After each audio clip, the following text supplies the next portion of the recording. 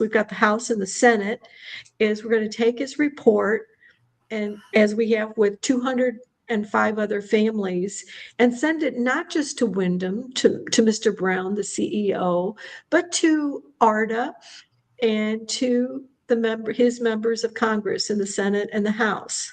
So one person sent his epistle, and he received a response. I was watching television and I get this text message. My congressman said he would not only support the bill, he was going to reach out to the sponsors to strengthen the bill.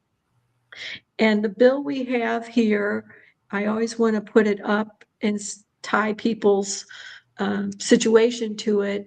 These are the 5 provisions in the bill. And we have Tom today is representative of the most common day-to-day scam we hear over and over. Just over the weekend, a new rental pitch scam where this poor senior, her only income is Social Security, and she's on food stamps, and she was told that she could rent and it would make her loan payments, and she is in default. It is out of control. Now, we have ARDA, the Timeshare Industry Lobby, the American Resort Development Association, not to be confused with TARDA, Timeshare Advocacy and Reform Disclosure Alliance. Tom, we have a new trade name since you've been with us. In 2019, there were several Wyndham lawsuits filed. One of them was Archambault versus Wyndham. And in discovery, there were an agent with 30 complaints, an agent with 40 complaints, an agent with 57 complaints filed against him. And the current president of ARDA is Jason Gamble, who was senior VP of Wyndham at the time. Now, Sheila's not with us because she had an appointment. She would have loved to have been here today because, and this is how we're talking back to ARDA. AARP is supporting the bill.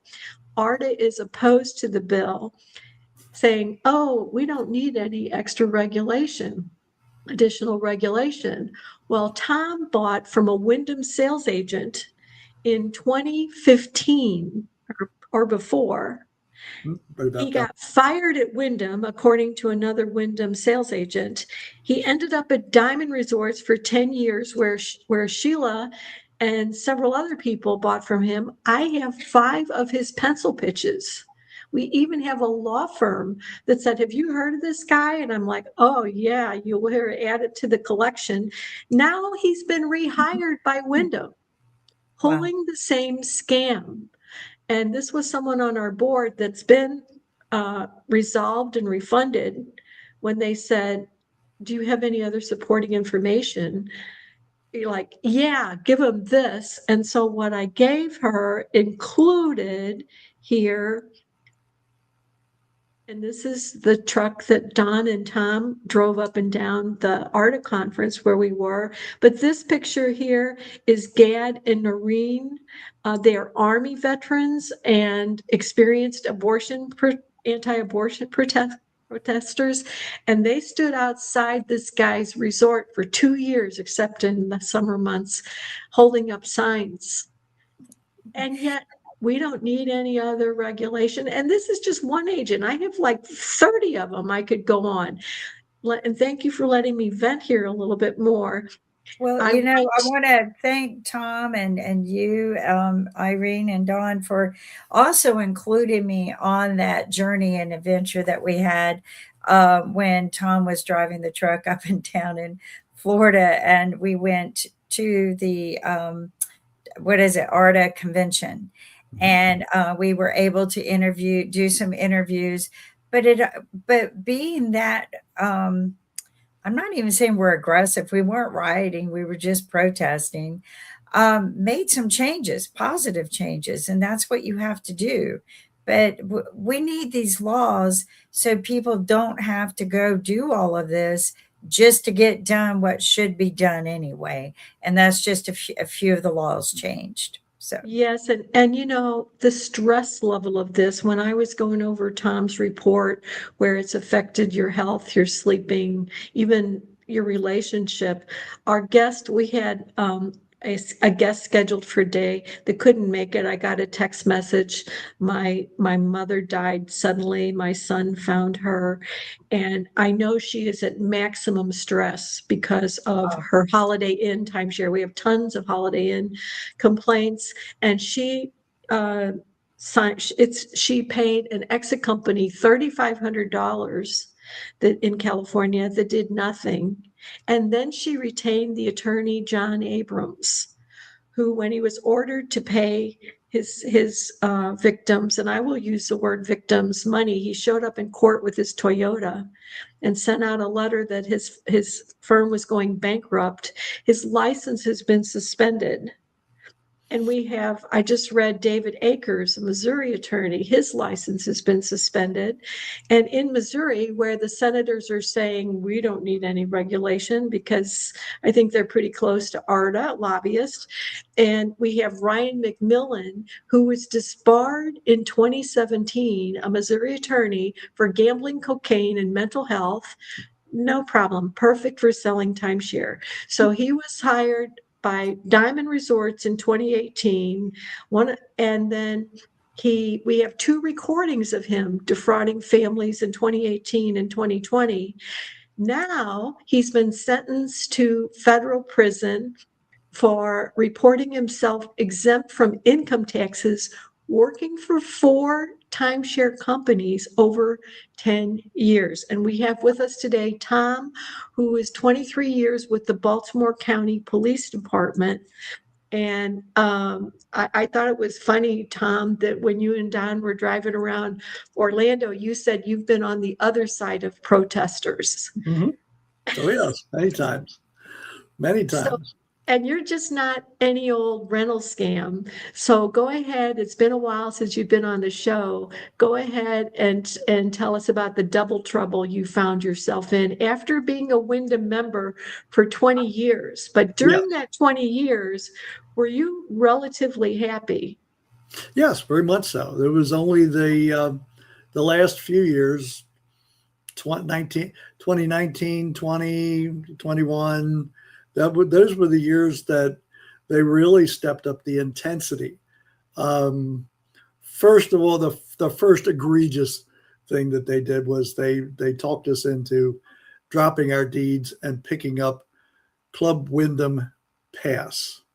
I would like to get the titles correct because that's another tactic is they have so many programs and they have similar names that you can get lost in that mess of programs. But Club Wyndham Pass had no inventory, so we went nowhere. But the following year, we talked to them. They said, "Oh yeah, we can correct that. We can put you back into your deeds, but it'll cost you $17,000 worth of points." And so we kind of went downhill from there. But the rental scam was the most devastating because the first time they said, "Oh no, you need these extra points." We all do it. Everybody in the room that works here, they all have timeshare, and this is how they support it. They rent them out. Some rent a couple weeks out of a year. Some rent all of it.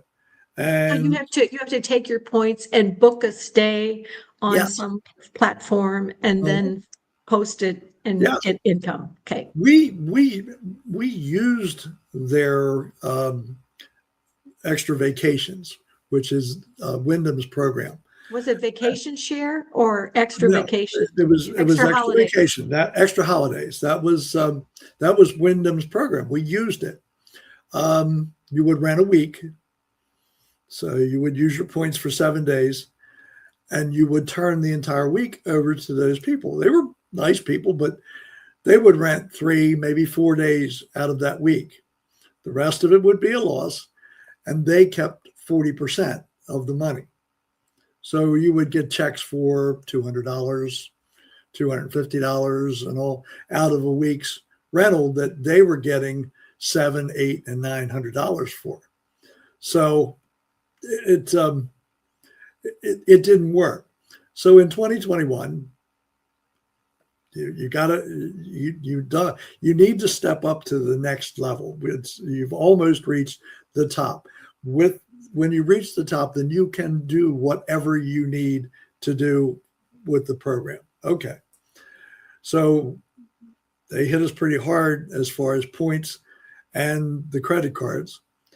And they said, all you need to do is rent these out and you'll cover so we pushed back and said, the rentals don't work out, extra vacations.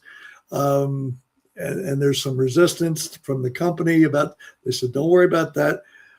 And the guy who was the corporate rep because they can never just do one. They always have to have two people. A team. A team. And the corporate rep said, don't worry about it. I have a guy. And he said that's what he does. He rents these out. And I will give credit where credit's due. That person that he referred us to was the only one that I've dealt with through all my Wyndham experiences that actually did what he said he was going to do. And the points that I would turn over to him, a certain amount in the beginning of the year, he would book off of the different travel sites. And he booked a good amount. We were close to breaking even. It worked out for a while. January of 20, I want to say 22 or 23. We got a cease and desist letter from Wyndham, unsigned. So I went, I called everybody, and finally I got somebody that would take responsibility for sending the letters out. And they said, oh yes. They said, you can't rent. It's a commercial application. You cannot rent your points yourself. You can use extra vacations. It's our program, but you cannot rent these points out yourself. So we went back and forth, and I talked to the agent that sold that particular property to us. And she said, oh, don't worry about it. They do that a lot. She said, they're not going to do anything. She said, they just do that to keep the commercials out of the rentals. So I wasn't satisfied, did some inquiring, talked to somebody a little further up the chain than the first person that I talked to. And they said, oh, no. They said, when we send that letter cease and desist out, we mean that.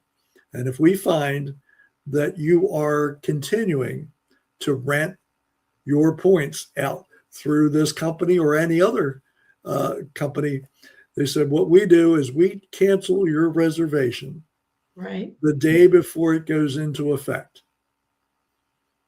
Caught me by surprise because I'm processing while they're talking. And I said, you mean I have people in transit, perhaps flying into a location, and you will not have a reservation, even though that is made and paid for by me? And they said, that's exactly what we will do. So and we have a surprise, which maybe when we come back in September, we're going to take August off, but it is a recording. This is the first time we have a recording. Kim's always saying, get a recording. Mm-hmm. This person actually went back to her room, read the contract, and it said, because it was pitched as to rent on Airbnb, which of course is not allowed. And so she went to her room, read the contract, and noticed that it said for personal use only. So she calls the sales center and they tell her to come back the next day. And two misnamed quality assurance agents, when you listen to this, and at first she didn't tell me about it for about a month. She said, well, I don't know if it helps or hurts. You listen to it. At first we didn't think, and then I listened to it over and over and I start transcribing it. I'm like, oh my gosh. It's like, well, we have to sell it that way, but, yeah. And then the kicker at the end where, we sell 1.4 million points and it's like 600,000, you could put 200,000 down today and get it. Yep. And she miraculously had that loan canceled, but that was, and her down payment refunded but that was in a state where it's legal to record. So I believe, Kim, we could actually play that on Pod TV, couldn't we, when we come Yeah, back? if it's legal to record, and we'll run it by Nick, but he won't have any. I mean, if it's in a state, and honestly, even if a state says it's illegal to record, that's for court evidence mostly. That's not to use for other things. They can't tell you what you can and cannot play and record back somewhere else. I mean, it's just inadmissible in court. right. So it's just mostly evidence for court. So yeah, I don't see why not. But as always, we're going to clear it through legal before we do anything. So They do have a stack of attorneys. Yes, Yeah. and armies. And Tom, you still have, since 2021, about 30,000 in credit card debt? Almost 40. wow. Almost 40. Almost Oh 40. my gosh. And that was really my second irritation. And it didn't strike you right away. But we're average people, average incomes, average pensions. Probably better than some, but they just reached out and obtained 3 credit cards in our name with no problem whatsoever. That if I had tried to get those credit cards myself, there's no way that I would have ever had sufficient income to cover those credit cards. So I've always wondered if there's a violation of how they present your income. Do they truthfully present your income to these credit card companies?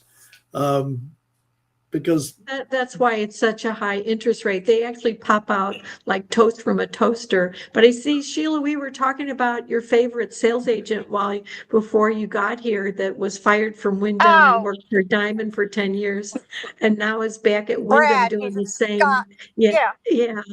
And so, and I told him I did not open that credit card. You weren't aware of it. And so No. Sheila was with us when we not only were at the ARTA conference where Kimberly interviewed, but Sheila and Don and I haven't let Don say a word yet. Don, can you go ahead and tell us what it was like driving around in the truck with Tom? It was quite interesting. And what happened is we were just driving around, talking casually and looking here, looking there, making a loop. And then we realized that people were actually following us. And because they're looking at the sign. Yes. And how we knew that is we would turn into a certain drive, and some of the people were standing on the side, where they were not there before. But it was really interesting. I enjoyed driving around with Tom, and I usually don't get too involved because I kind of just support everything. But it's very good. I'm sorry to hear about the high bill for the credit card, and of course the high interest, almost 30%. yes, that's criminal, I think. Yeah, and you know what? Before we run out of time, because this is a good episode for lawmakers, and so one thing I want to go over is QA coaching. Because in 2016 and 2017, Diamond Resorts had over 1,000 complaints filed with just the Arizona Attorney General.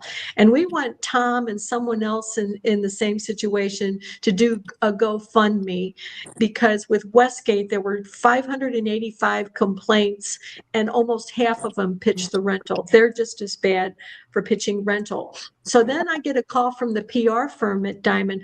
Irene, we're going to go beyond the assurance of discontinuance. We're going to record the closing session. And I said, that's a perfect entrapment So Tom, tell us about, I saw in your report, you were QA coached. Oh, yes, definitely. Yeah. That's the same corporate representative that had given me the name of the person to rent my points through. Told us, they said, when we get to settlement, you can't discuss any of this, or they won't settle. So, Yes. so don't say anything about renting and all that you understand it's for your personal use and all those kinds of things. But here's this guy's name and phone number, and he used to work for Wyndham, but now he does this on the side, does it as a sideline. So, and in fact, the guy's wife is the one who's actually doing the business, day-to-day routine, the business. So, but yes, I was coached before the settlement. Tom is 50% of the people reaching out, and Sheila's 50% of the other half. People that don't have a loan, you defaulted on about a $50,000 loan, Tom. Yes. But we have this Harborside and Club Exploria are horrific situations that are so punitive and unfair. And Marriott Harborside, the chairman of Arda Rock is Scott White's, according to the website, and their maintenance fees have doubled to $5,500 for a 2-bedroom. And one New York couple, he's got advanced Parkinson's in a wheelchair. They have 5 deeds. Their maintenance fees would have been $17,000. And you have Jason Gamble from ARDA posting, contrary to what exit companies tell you, it doesn't have to be difficult or time consuming. But in addition to that person that got the congressman's attention and realized how bad it is, we also have another volunteer who works in the Washington, D.C. area that has scheduled one meeting, trying to schedule 2 more meetings for senators. I got a feeling that Sheila and Kim and I are going to end up with back in D.C. Tom, if you get out from underneath your Wyndham debt, maybe you can come with us, because they have somebody that served 23 years with the county police department. It's pretty impressive. Who are you going to believe? Wyndham sales agents, or with all those pencil pitches, or somebody who's a retired PD. I got an idea. Maybe we can get a timeshare while we're all there. Yeah. Just kidding. No, Just they kidding. always believe the salesman. You signed this, so it doesn't matter who you are. I worked for the governor's office. It didn't matter. Well, and the thing is that we know that they misrepresent the oral representation. We all know that. We all know that what they sold you is not what they told you. I mean, it's just got to come to an end. And I don't believe in just recording the closing. If you're going to have a recording, it should be of the whole session. Or at least allow the buyer to record the sales session. Right, but we're at the top of our hour. Does anyone have anything to say? Yeah. Nope, we just keep plugging away at it. That's right. Write your members of Congress. Write your members of Congress. Don't forget to check the bill out. That timeshares are, that Tarda is pushing to get changed, so that we don't have to fight all of these problems. So everyone, until we see you next Monday at 1 p.m. Eastern Standard Time. Nope. Oh, that's right. We'll still be filming, and you can still text to tarda.org, but we're going to be taking a month off. But until we see you again, take care. Thank you. The reruns are interesting. Thank you all. Reruns are good. Yeah. Thank you for correcting me. Thanks, Tom. All right, bye. Bye. Thank you, Tom, for showing up. Certainly.